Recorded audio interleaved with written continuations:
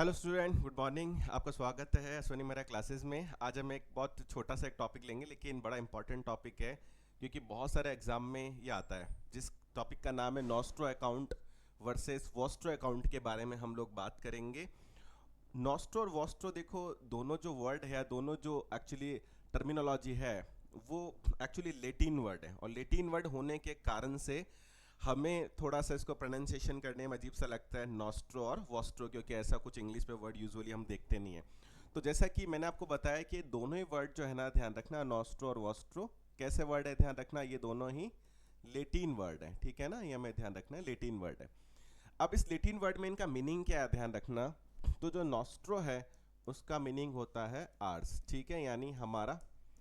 और जो वॉस्ट्रो है, ध्यान रखना, इसका मतलब होता है योर्स, यानी तुम्हारा। तो नॉस्ट्रो का मीनिंग होता है आर्ट्स यानी हमारा, और वॉस्ट्रो का मीनिंग होता है योर्स। तो दोनों अब हमें समझ में आ रहा है, आर्ट्स और योर्स हमें समझ में आ रहा है, लेकिन हमें नॉस्ट्रो वॉस्ट्रो समझ में नहीं आ रहा था कि वर्ड क्या है। तो ये लेटिन वर्ड है। अब हम इसको समझते हैं एग्जैक्टली इसका कॉन्सेप्ट क्या है। इस पर अगर हम बात करें, देखो, तो जैसे फॉर एग्जाम्पल एक बैंक है, और हमने मान लिया कि ये जो बैंक है ये एक इंडियन बैंक है, ठीक है। दूसरी तरफ जो है, देखो, ये जो बैंक है, फॉर एग्जाम्पल मान लेते हैं कोई यूएस का, यानी कोई फॉरेन बैंक है। अब ये जो इंडिया का जो बैंक है ना, हम मानते हैं कि ये बैंक जो है वो एक स्मॉल बैंक है, और एक ऐसा बैंक है, ध्यान रखना, जिसकी फॉरेन के अंदर कोई ब्रांचेज नहीं है। ठीक है ना, फॉरेन के अंदर कोई ब्रांचेज नहीं है, लेकिन ये फॉरेन के जो कस्टमर है या क्लाइंट है, ध्यान रखना, उनको अपनी सर्विसेज देना चाहता है। फॉरेन के क्लाइंट या कस्टमर को अपनी सर्विसेज देना चाहता है, लेकिन प्रॉब्लम क्या है कि इसकी फॉरेन में कोई ब्रांच नहीं है। ठीक है ना, तो अब ये सर्विसेज कैसे देगा? तो इसने क्या किया, इंडियन बैंक ने इस फॉरेन बैंक में जो यूएस के अंदर है, ध्यान रखना, अपना एक जो अकाउंट है वो ओपन करवा लिया। जिस अकाउंट को हमने बोला कि ये जो अकाउंट है आपका, जो इंडिया के बैंक ने फॉरेन बैंक में ओपन करवाया, कौन सा? नॉस्ट्रो अकाउंट ओपन करवा लिया। क्या ओपन करवा लिया? नॉस्ट्रो अकाउंट, ठीक है, जिसका मतलब हमने पढ़ा आर्स, मतलब हमारे इंडियन बैंक का अकाउंट है वो। ठीक है, अब ये क्यों किया इसने, देखो, ताकि मान लो इंडिया है फॉर एग्जाम्पल, ठीक है। अब इंडिया का कोई इंपोर्टर है, ठीक है, जो आयात या इंपोर्ट करवाना चाहता है, तो उसने क्या किया, जो एक्सपोर्टर है, ठीक है, उससे गुड्स क्या करवा लिए, इंपोर्ट करवा लिए। इंपोर्टर ने, एक्सपोर्टर जो है, ध्यान रखना, उससे गुड क्या करवा लिए, इंपोर्ट करवा लिया इंडिया में। अब इसको पेमेंट करना है, तो अब इंडिया के बैंक की कोई ब्रांच तो वहां पर है नहीं, मान लो ये जो उसको सर्विसेज दे दे भैया पेमेंट वगैरह के लिए। तो लेकिन इस बैंक, जो कि स्मॉल बैंक है, जिसके पास ज़्यादा फाइनेंशियल रिसोर्सेज नहीं है मान लो, या जिसकी फॉरेन के अंदर कोई ब्रांचेस नहीं है, तो इस बैंक ने क्या किया, फॉरेन बैंक के अंदर अपना नॉस्ट्रो अकाउंट ओपन करवा लिया है।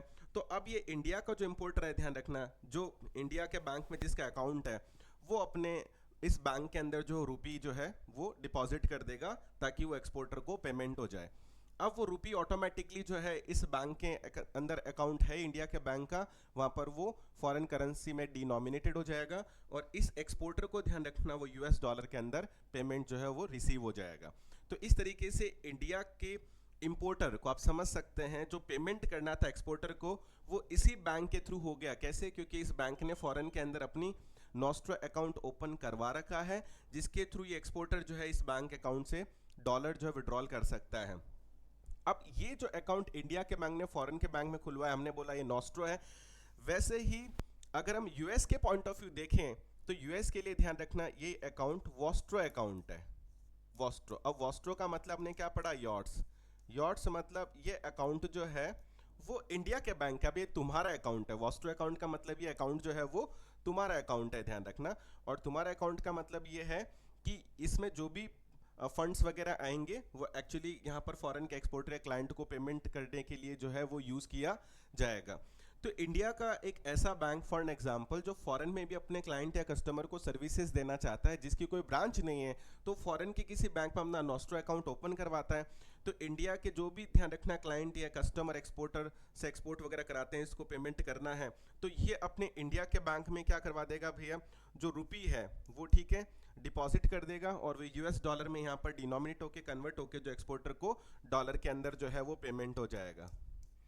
ठीक है, तो इससे क्या हुआ, इंडिया का जो बैंक है, जो छोटा है बैंक है, वो फॉरेन के इंपोर्टर या फॉरेन के क्लाइंट्स को भी अपनी बैंकिंग सर्विसेज दे पा रहा है, जिसके पास रिसोर्सेज क्या है, कम है। तो ध्यान रखना, इंडिया के बैंक ने जो फॉरेन के अंदर अपना अकाउंट ओपन करा उसको हम नॉस्ट्रो अकाउंट बोलेंगे, वो इंडिया के point of view nostro account है आर्ट्स, और फॉरेन बैंक के लिए वही अकाउंट ध्यान रखना वॉस्ट्रो अकाउंट है। ये सबसे मेन बात है कि तुम्हारा अकाउंट है। और ऐसा क्यों किया? ताकि स्मॉल बैंक जो है वो फॉरेन के अंदर भी अपनी क्लाइंट या कस्टमर को बिना ब्रांच ओपन किए हुए अपनी सर्विसेज दे सके या अपनी सर्विसेज का एक्सपेंशन कर सके। इसमें एक बात और हम अगर देखें कि जो ये बैंक है, फॉर एन एग्जांपल, कई बार इस बैंक को ध्यान रखना फैसिलिटेटर भी बोला जाता है, कि ये केवल फैसिलिटेटर है। मतलब ये फैसिलिटेटर कौन होता है? जो एक सुविधा देता है। किसको? एक तरीके से इंडिया के बैंक को ये सुविधा दे रहा है। क्या सुविधा दे रहा है? कि भैया आप फॉरेन के क्लाइंट्स को भी जो है सर्विसेज जो है वो दे सकते हैं, तो फैसिलिटेटर भी कहा जाता है इसको। दूसरी बात ये आएगी कि नॉस्ट्रो अकाउंट और जो वॉस्ट्रो अकाउंट है, टेक्निकली ये नॉर्मल डिमांड डिपॉजिट्स जो अकाउंट होते हैं। अब नॉर्मल डिमांड डिपॉजिट अकाउंट कौन से होते हैं हमारे? जिसको हम बोलते हैं कासा। अब कासा क्या होते हैं भैया? कासा होता है करंट अकाउंट, ठीक है, एंड सेविंग अकाउंट। अब करंट अकाउंट, सेविंग अकाउंट को हम क्या बोलते हैं? डिमांड डिपॉजिट बोलते हैं, है ना। हम डिमांड डिपॉजिट्स क्यों बोलते हैं इनको? हिंदी में इनको बोलते हैं मांग जमाए, चालू खाता जिसको आप बोलते हैं, या बचत खाता बोलते हैं, मांग जमाए बोलते हैं। क्यों? क्योंकि करंट अकाउंट, सेविंग अकाउंट में जो भी पैसा पड़ा है हम ऑन डिमांड कभी भी विड्रॉल कर सकते हैं। जैसे फोन पे से लिंक है, अगर मेरे अकाउंट में डायरेक्ट पे कर लिया या चेक लगा दिया, आप कभी भी ऑन डिमांड विड्रॉल कर सकते हैं। तो बात है कि ये जो नॉर्मल डिमांड डिपॉजिट्स वाले जो हमारे करंट अकाउंट, सेविंग अकाउंट होते हैं, उनमें और नॉस्ट्रो और वॉस्ट्रो अकाउंट में क्या डिफरेंस है? तो सबसे मेन डिफरेंस क्या है कि ये जो हमारे normal current account, saving account, demand deposits जो होते हैं, ध्यान रखना, ये रुपी में डिनोमिनेटेड होते हैं। इनमें ट्रांजैक्शन किस में होंगे? रुपी में होंगे। लेकिन नॉस्ट्रो अकाउंट और वॉस्ट्रो अकाउंट जो होते हैं, ध्यान रखना, इसमें ट्रांजैक्शन जो होते हैं वो फॉरेन करेंसी डिनोमिनेटेड होते हैं। क्योंकि ये जो यहाँ से इस अकाउंट में जो पैसा जा रहा है भाई, एक्सपोर्टर रुपए लेके क्या करेगा? एक्सपोर्टर को तो क्या चाहिए? डॉलर चाहिए। तो यहाँ से जरूर इंपोर्टर रुपये में पे करेगा, लेकिन एक्सपोर्टर को वहाँ पैसा किस में मिलेगा? डॉलर में। तो नॉस्ट्रो अकाउंट और वॉस्ट्रो अकाउंट है, ध्यान रखना, यहाँ पर जो काम होता है वो फॉरेन करेंसी डिनोमिनेशन में होता है, मतलब डॉलर में होता है।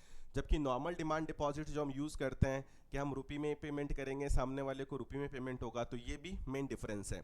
और ये जो फैसिलिटी दे रहा है ये बैंक फॉरेन का, ध्यान रखना, इसको हम फैसिलिटेटर बैंक बोलेंगे। ऐसा फॉरेन का बैंक भी इंडिया के लिए कर सकता है कि फॉरेन का बैंक इंडिया में अगर अपनी सर्विसेज दे रहा है तो वो यहाँ पर अपना अकाउंट ओपन करेगा, ध्यान रखना, वहाँ से एक्सपोर्टर डॉलर डालेगा, यहाँ रुपये में पेमेंट होगा। तो इसी तरीके से फॉरेन करेंसी हमारे पास आती है। तो उस केस में फिर जो फॉरेन का बैंक जो इंडिया में अकाउंट ओपन करेगा उसके लिए नॉस्ट्रो हो जाएगा और इंडिया के लिए वो वॉस्ट्रो अकाउंट हो जाएगा। तो इस तरीके से ध्यान रखना है, ट्रांजेक्शन्स के लिए यूज़ किया जाता है। आई होप आपको कॉन्सेप्ट जो है वो समझ में आ रहा होगा। थोड़ा बहुत पढ़ के और देख लेते हैं। तो लिखा देखो, nostro and vostro accounts are both bank account है, दोनों ही देखो अकाउंट क्या बैंक अकाउंट है, used when one bank has another bank's money. तो लिखा है कि जहां पर एक बैंक का पैसा दूसरे बैंक में यूज किया जाता है as a deposit, but the term are use. लेकिन देखो डिफरेंट पर्सपेक्टिव के पॉइंट ऑफ व्यू मतलब ये टर्म यूज की जाती है, मतलब है तो एक ही अकाउंट पर दो लोगों के लिए उसका जो दृष्टिकोण है, जो पर्सपेक्टिव है वो डिफरेंट है। नॉस्ट्रो अकाउंट की बात करें, bank account held in a foreign currency bye domestic bank. तो देखो जो हमारा डोमेस्टिक बैंक है उसने फॉरेन कंट्री के अंदर अपना, ठीक है, अकाउंट ओपन किया, denominated in the foreign country currency, देखो जिसमें डॉलर जो होगा फॉरेन कंट्री की जो करेंसी होगी वो डिपॉजिट होगी। और नॉस्ट्रो जो है, ध्यान रखना, लैटिन वर्ड से मिलकर बना है जिसका मतलब होता है आर्ट्स, यानी हमारा। And vostro account an account that A correspond bank hold. तो जो दूर का जो बैंक है, जो फॉरेन का जो बैंक है, जिसको कॉरेस्पॉन्डेंट बैंक या फैसिलिटेटर बोलेंगे, ठीक है ना, बिहाफ, जिसने दूसरे बैंक के बिहाफ में अकाउंट अपने पास रख रखा है, denominated in the holding bank, उसने खुद की, उसके लिए तो डॉलर उसकी खुद की होम करेंसी है, ध्यान रखना, ठीक है ना। तो वो इंडिया के बैंक के लिए फॉरेन करेंसी है, पर उस बैंक की खुद के लिए क्या है, जो फॉरेन का यूएस का बैंक है, होम करेंसी है। जो वॉस्ट्रो, वॉस्ट्रो देखो लैटिन वर्ड है जिसका मतलब क्या होता है योर्स, यानी ये सामने वाले बैंक का जो है वो पैसा है। So nostro and vostro account देखिए यूज फॉर इंटरनेशनल ट्रेडिंग, देखो international trading, foreign exchange transaction के लिए यूज किया जाता है। And they are often used when a bank doesn't branches in foreign country. जो मैंने बताया कि एक ऐसा बैंक जिसकी फॉरेन के अंदर ब्रांचेस नहीं है, ध्यान रखना, वो इस बैंक अकाउंट को फॉरेन ट्रांजेक्शन एक्सचेंज के लिए जो यूज कर सकता है। सब एग्जांपल अगर अपन दें, नॉस्ट्रो अकाउंट जैसे मैंने बताया कि इंडियन बैंक दैट मेंटेन, के भारत का एक बैंक मेंटेन करता है अकाउंट ओवरसीज बैंक में, ध्यान रखना, यूएस डॉलर के अंदर पैसा होगा उसके अंदर, वो उसके लिए क्या होगा, नॉस्ट्रो अकाउंट होगा। एट द सेम टाइम दूसरे के लिए वॉस्ट्रो अकाउंट होगा। ठीक है, an Indian importer can make a payment to a foreign trader. इससे इंडिया का इंपोर्टर है, देखो वो फॉरेन ट्रेडर को रुपी में देखो वो पैसा क्रेडिट करेगा, ध्यान रखना, लेकिन सामने वाले को जो पैसा एक्सपोर्टर को वो उसको डॉलर में मिलेगा। तो ध्यान रखना वो फॉरेन वाले बैंक के लिए क्या है, वॉस्ट्रो अकाउंट है, ध्यान रखना। और इंडिया वाले अगर बैंक की अगर बात की जाए तो उसके लिए वो नॉस्ट्रो अकाउंट का काम करेगा। तो अपन इसको इस डायग्राम से भी समझ सकते हैं, देखो कि इंडिया का बैंक है या फॉरेन बैंक है। तो देखो क्या लिखा है, account open in USA, nostro account for Indian bank. तो देखो इंडिया के लिए अगर जो इंडिया के बैंक ने फॉरेन में अकाउंट ओपन किया वो इंडिया के लिए, इंडियन बैंक के लिए तो नॉस्ट्रो है, बट वॉस्ट्रो अकाउंट है किसके लिए, यूएस बैंक के लिए। Eight the same time account open in rupees India, nostro account for US bank. अगर यूएस बैंक अगर इंडिया में अकाउंट अगर अपना ओपन करता है जिसकी ब्रांचेस नहीं है तो वो फिर नॉस्ट्रो अकाउंट होगा यूएस के लिए, पर वॉस्ट्रो अकाउंट होगा इंडिया के बैंक के लिए। तो इस तरीके से बैंक बिना ब्रांच ओपन किए, बड़ा इन्वेस्टमेंट किए, फॉरेन क्लाइंट कस्टमर को अपनी सर्विसेज दे सकता है। तो ये कॉन्सेप्ट आपका नॉस्ट्रो एंड वॉस्ट्रो अकाउंट का जो इंटरनेशनल ट्रेड में काफ़ी यूज़ होता है। आई होप आपको कॉन्सेप्ट काफ़ी अच्छा लगेगा, आपके एग्जाम में काफ़ी काम आएगा। इसी तरीके के और नॉलेजेबल वीडियोस अगर आपको चाहिए तो आप चैनल को सब्सक्राइब करें, लाइक करें। Thank you.